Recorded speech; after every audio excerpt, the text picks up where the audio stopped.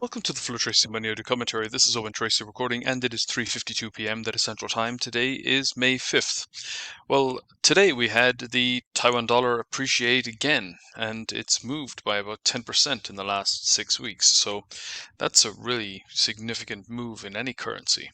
It also suggests that there's a lot of speculation going on that tariffs are not going to be nearly as are not going to last for nearly as long as anyone was really thinking a couple of weeks ago. But then we have plenty of other things going on as well. There was a significant rebound in gold. It was up $92. So that is taking it well off the $3,200 area, and that's a significant rebound. Then we had a little bit of easier action on Wall Street. The Nasdaq was down 170 points, coming back around to test the 20,000 level.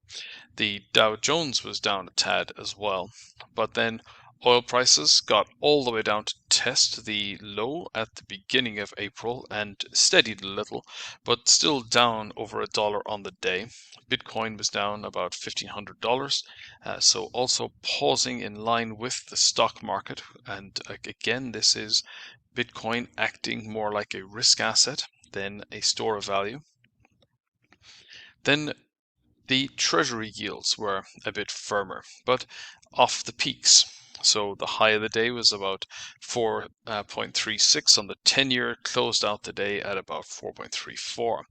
So when we think about what's going on here, we've had a very strong rebound on Wall Street, and it is in the region of the first place where we might anticipate resistance coming back in, which is the region of the 200-day moving average.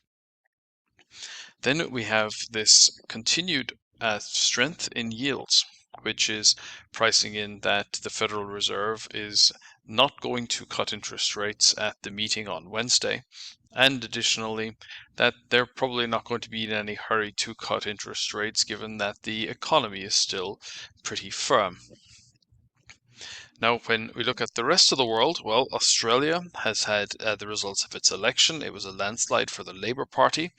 There's been a rush by the media to cast this as a reprisal for the Trump administration and the embrace of the MAGA movement by the Conservatives or the Liberal Party. And I think it is a little confusing because right now we have the Liberal Party who lost the election and are the Conservatives in Australia, but then the Liberal Party won in Canada and they are the Liberals rather than the Conservatives, but they're both called the same thing, which of course really is something else that helps to emphasize that political parties do and say what they like and what they stand